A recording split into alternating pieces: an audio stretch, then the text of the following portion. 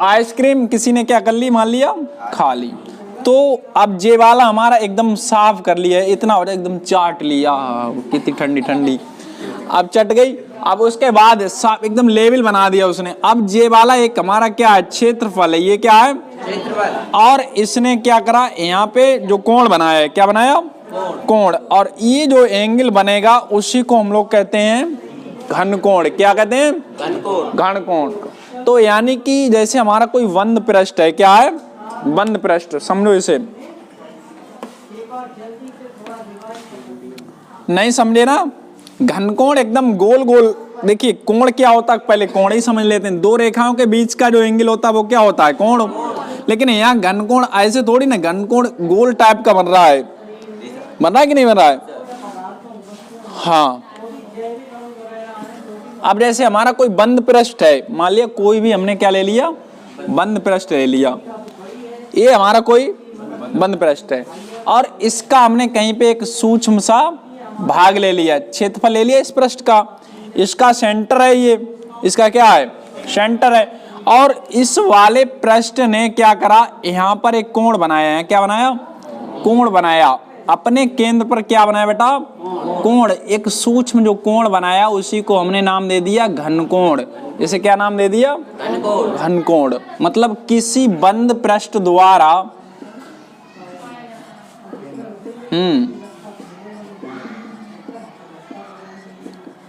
किसी बंद पृष्ठ द्वारा केंद्र पर जो कोण बनता है, जो कोण बनता है उसे घनकोण कहते हैं। उसे क्या कहते हैं घनकोण, उसे घनकोण कहते हैं।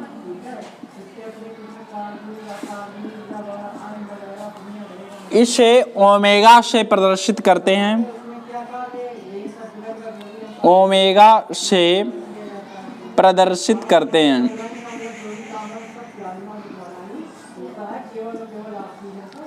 प्रदर्शित करते हैं। इसका मात्रक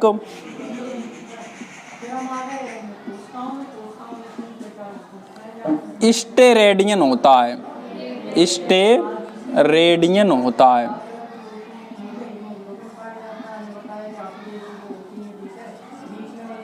तो यहां से सूत्र लिख लो बेटा, डी ओमेगा बराबर D A cos theta upon R square,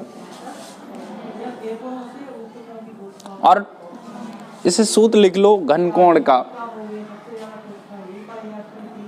और टोटल यानी कि whole D omega whole integration, इसकी वैल्यू होती है 4 पाई स्टेरेडियन।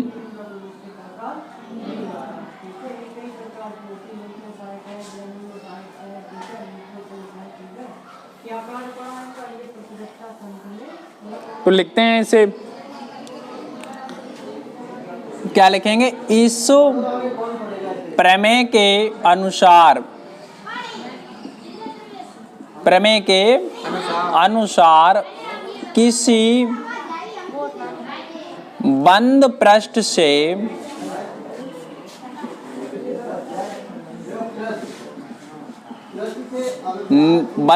से निर्गत वैद्युत फ्लक्स, वैद्युत फ्लक्स पृष्ठ से घिरे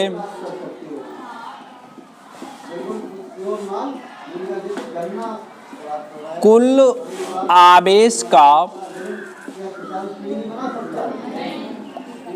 1/ε0। इसे बेटा कुछ लोग 1/ε0 भी पढ़ते हैं, समझ रहे कि नहीं।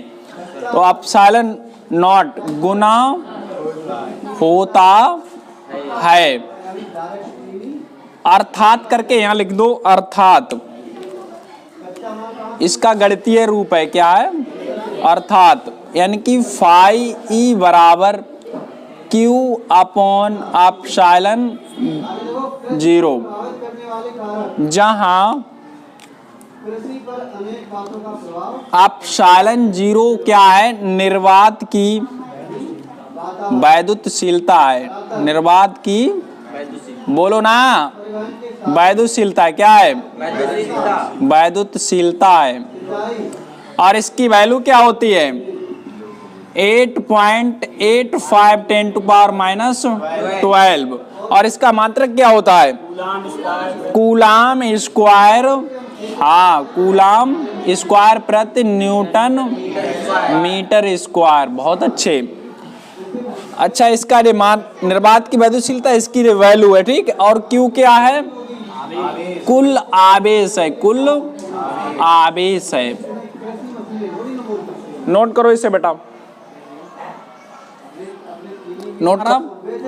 जैसे हमारा कोई बंद पृष्ठ है एक, और यहाँ पर बिंदु P है, इसके चारों ओर हमने क्या करा? एक सूक्ष्म क्षेत्रफल DA, मतलब P ले लिया। क्या ले लिया? P के चारों ओर एक सूक्ष्म क्षेत्रफल DA है।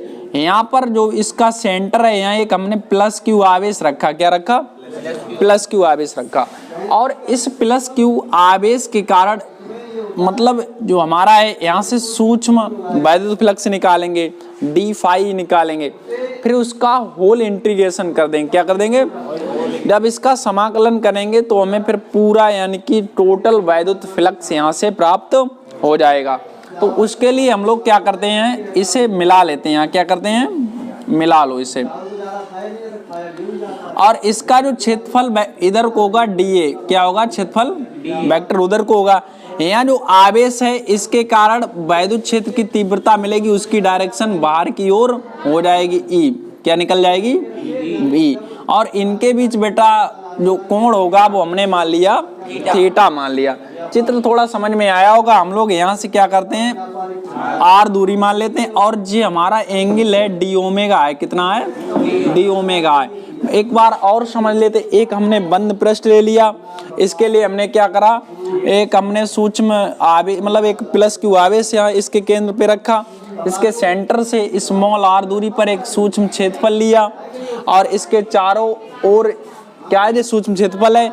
यहाँ से इसके कारण जो वैद्युत क्षेत्र तीव्रता है उसकी डायरेक्शन दिखा दी, और ये क्षेत्रफल वेक्टर की डायरेक्शन दिखा दी। इनके बीच जो हमने क्या है कोण निकला, वो हमने थीटा को मान लिया। इतनी सारी बातें हम लोगों को क्या करनी पड़ेंगी? नोट करनी पड़ेंगी। चित्र बनाओ, फिर हम लोग लिखते हैं, ठीक है। अब हम लोग क्या करेंगे? सबसे पहले क्या करेंगे? हम लोग प्लस क्यू आवेश के कारण जो हमारी इस यहाँ पर बिंदु P पर वैद्युत क्षेत्र तीव्रता, उसे निकालेंगे, ठीक। तो देखिए शुरुआत कहाँ से करते हैं? नोट कोई नहीं करेगा, सिर्फ देखेंगे। क्या करेंगे? देखेंगे, समझेंगे बात को। समझ रहे कि नहीं? चलिए, तो यहाँ पर प्लस क्यू आवेश के कारण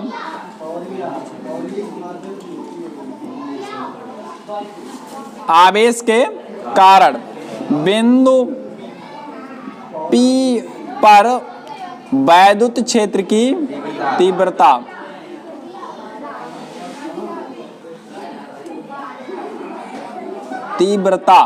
यहां से निकलता है वैद्युत क्षेत्र तीव्रता E बराबर, क्या निकलेगा? E बराबर 1/4 पाई एप्सिलॉन 0 Q/r²। ये तो निकलेगी। इसे नाम देते हैं समीकरण 1। और देखिए जो वैद्युत फ्लक्स होता है, इसका एक अपना सूत्र होता है। वैद्युत फ्लक्स का क्या होता है? एक सूत्र होता है। वैद्युत फ्लक्स फाई बराबर होता है EA cos थीटा। तो यहाँ से निकलेगा डी, देखिए फाई बराबर सूत्र क्या होता है? डी फाई ई बराबर होता है EA cos थीटा। बात को समझो बेटा, थोड़ा ध्यान दो, एकदम बहुत आसान है डेरिवेशन। फाई बराबर क्या होता है? EA cos theta. अब देखो जब क्षेत्रफल हमारा क्या है? कम है, तो हमारा यहाँ क्या D लग जाएगा, सही है कि नहीं? और हमने कहा है तो टोटल निकालेंगे। यहाँ लिख देते हैं, क्या लिख देते हैं? क्षेत्रफल DA से निर्गत वैद्युत फ्लक्स, ये हो गया हमारा। इसे नाम दे दो समीकरण 2। अब कहेंगे समीकरण 1 व 2 से, समीकरण 1 व 2 से यहाँ से निकलेगा डी फाई ई बराबर ई की क्या रख देंगे यहाँ पर वैल्यू रख देंगे, तो हमें मिल जाएगा ये पूरा मान। तो 1/4 pi epsilon 0 Q upon R square into D A cos theta. तब कुल निर्गत वैद्युत फ्लक्स, कुल निर्गत वैद्युत फ्लक्स, ये निर्गत लिखा है, ठीक है, कुल निर्गत वैद्युत फ्लक्स। यहां से क्या करेंगे हम लोग, इसका होल इंटीग्रेशन कर देंगे। Phi D A integration 1/4 pi epsilon 0 Q upon R square D A cos theta. Clear. अब देखिए बेटा, तुम लोगों को पता होना चाहिए, जिसके पास मैथ है, जो समाकलन अवकलन एक दूसरे के क्या होते हैं, दुश्मन होते हैं। मैं तेरा दुश्मन, है ना। तो ये गाना सुना है कि नहीं? हाँ, तो भाई ये यहाँ पे इससे क्या हो जाएगा, हट जाएगा, तो मिलेगा, खत्म करो इसे, तो हमें केवल मिलेगा फाई ई बराबर, ये बाहर निकालो बेटा, आर स्क्वायर नहीं निकलेगा, इतना केवल बाहर निकालो, क्यू अपॉन 4 पाई एप्सिलॉन 0। यहाँ हम लोग बचा के रखेंगे D A cos theta upon R square. और एक चीज हमने पढ़ी है, अभी हमने बताया तुम्हें, क्या बताया है, D A cos theta upon R square का मान क्या होता है, गलत बात, डी ओमेगा होता है। क्या होता है, डी ओमेगा होता है। तो यहाँ क्या रखेंगे, डी ओमेगा। फाई ई बराबर क्यू अपॉन 4 पाई एप्सिलॉन 0 इंटू, यहाँ क्या आ जाएगा, डी ओमेगा। एक चीज और पढ़ी है तुमने, क्या पढ़ी है, इंटीग्रेशन डी ओमेगा बराबर क्या होता है, 4 पाई। तो यहाँ रख देते हैं फाई ई बराबर क्यू अपॉन 4 पाई एप्सिलॉन 0 गुणे 4 पाई। 4 पाई से 4 पाई कैंसिल, बचा है हमारा आंसर। तो फाई ई बराबर क्या आता है, क्यू अपॉन एप्सिलॉन 0। ब्रैकेट में लिख देना, यही गॉस की प्रमेय है, यही गॉस की प्रमेय है, की प्रमेय है।